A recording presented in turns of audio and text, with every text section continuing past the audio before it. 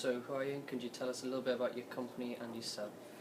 My name's Jon Monks, and I have a business called Shepherd's Walks in Capricorn Mohair Socks.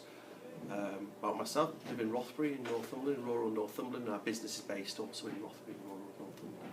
So is your business a large business? Is it well known? Is it well known? Yeah. That's a good question, isn't it?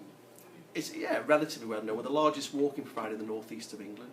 So we have 3,500 people out a year.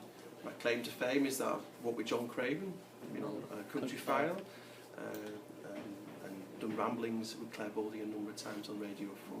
I write for a lot for magazines, still write for newspapers. No, I write 2 walks a month for magazines and publications to increase our PR, and it's great fun to walk with some of the people you watch on telly. Julia Bradbury, you know, I walk with her.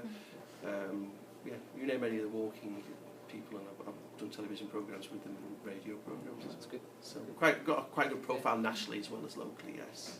For us, you see, it's marketing. It's putting the right products on the website and marketing it. So actually being in the PR and getting press releases out there, being in the media brings traffic to our website and therefore hopefully turn into bookings. It's just raising your profile all the time, isn't it? The sock business is one of our suppliers that we bought out a number of years ago now. We should just try to keep our cash flow going throughout the year because Shepherd's Walks is very seasonal. It's usually summer, and therefore we sell mohair socks mainly during the winter months. But over the last few years, that's become more 12-month a year work as such. So how did you start your business? I always said moments of insanity, but that's not a very good answer really. It's quite a long story really, but I was always a keen walker.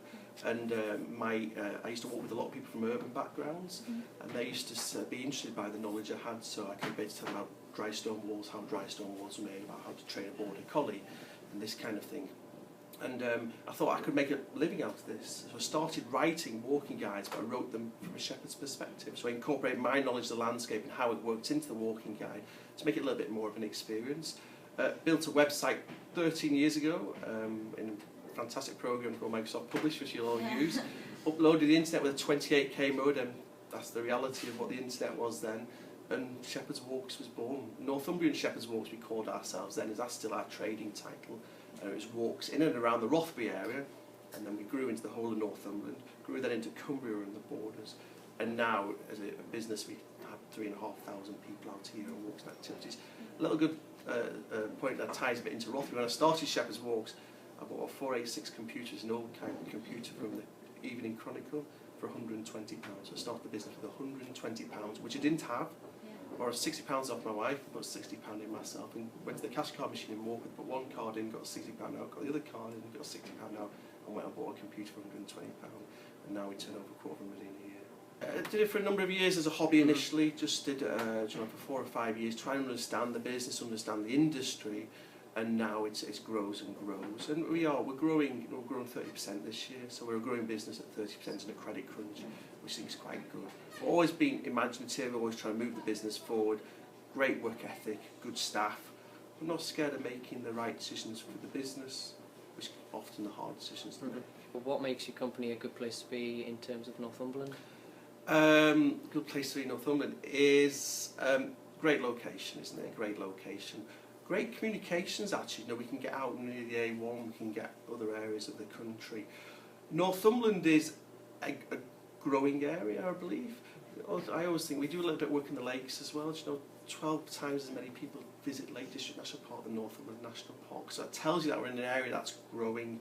Because we were one of the first businesses doing what we did in Northumberland, I think we can grow, we'll dominate that marketplace as the marketplace grows.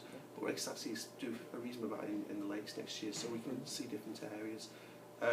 Hopefully, we're looking forward to superfast broadband, and that's going to be a big part of our growth in Northumberland. We've struggled, we've actually moved the business in the last 12 months to get faster broadband, and because Rothbury's going to get superfast broadband, that was the reason we moved, because all our booking systems are online, and we need that fast internet access. We know that Northumberland offers many opportunities and it's like a really beautiful place to be a part of, but what made you choose to put the business here? The business was Northumberland based mainly, so that's the main reason. I'm actually not from the northeast, but I've been here for 18 years now, so I love the place. I'm quite passionate about the place. I think potential is there. You know, it is. You know, I work with a lot of journalists, and they can say, "Wow, God, this is here. Do you know, these are national, international journalists who take a walk on the KEVI Hills and they go, oh, wow, this is fantastic, this is wilderness. And that's one of the great opportunities for us as a walking business, and what a great area to base ourselves in. So what advice would you give to a young person who is trying to start a business in Northumberland? Work hard, work immensely hard, have passion in what you believe in, understand the product you're in. Don't think that you know it all from the start. I always say my original business plan, if I stuck to it, I would have been bankrupt in a year and a half. Understand opportunities as they come along and take those opportunities. But actually, when something's not going right, can I go, ooh, that's not going right, and move on to something else? So all the time is, you know, it's problem solving, isn't it? That's life anyway. You know, problems all the time in your business. So find that solution, understand it, but be quite firm, because at the end of the day, it's your business. So actually, don't let somebody else dictate what you do, which is a member of staff or an individual, because it's your business. Do it your way, because at the end of the day, if the business goes belly up, it's you who's responsible for that. So actually, within the business, when you're taking our guides and volunteers, there's 13 people within the business that I help out. Now, actually, I'm responsible for their living, for their families, for their children.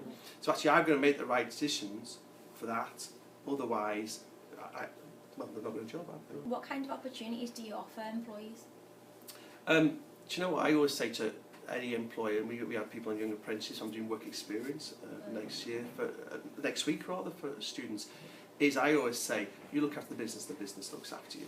That's as straightforward as that. You've got to earn that respect within the business. So actually, don't come in the first day and think that you're going to be able to finish early and go off and do whatever you want to do.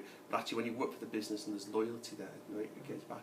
The possibility is we do walking holidays around the world now. So actually, my employees, my guides, go to Sardinia, go to Morocco, spend weeks walking Hadrian's Wall with all the food paid, all the accommodation paid. I think it's a great job. I'd love to do it myself. So I think the potential for the right member of staff is there. But on the other hand, we have admin staff who work in the office and this kind of thing, who've got completely different skills. Do you provide the training in the office and outside in the workplace? We do, yeah, we do. We brought everything in-house now, so all our guides get trained in-house. We put them through first aid courses, training courses. The Shepherd's Walk's ethos. No, actually, I've not brought it with me. We have actually a 36-page standing operating procedure of how to leave a Shepherd's Walk's guided walk. How do you use social media within your business? One of the most fundamental things, because what do we sell as a walk? What is a walk? No, it's actually we have to show visually what we're doing. So we use social media massively. Believe it or not, all our guides have to write a blog after they've done a walk, and they have to provide at least 2 images, otherwise they don't get paid. Straight for it's in their contracts, they have to provide it, because the images sell what we do. For the larger events, we have to bring in professional photography to produce the correct images to market that. And therefore, social media, you know, 13,500 followers on Twitter, 2,500 likes on Facebook, and it's our third highest referral to our website. First one is direct, second one is Google, and third one is social media. And that just tells you know and that costs us nothing. Costs us nothing. You know, if you think how much we're paying advertising magazines and this kind of thing, social media is absolutely key. And it's keeping engaging those people, isn't it? So actually, when somebody's stuck in an office saying, "Oh, I'm fed up with being in this office," they go onto Facebook at lunchtime. Shepherd's Walk's got this fantastic guy who walk here. I want to do that. I want to do that.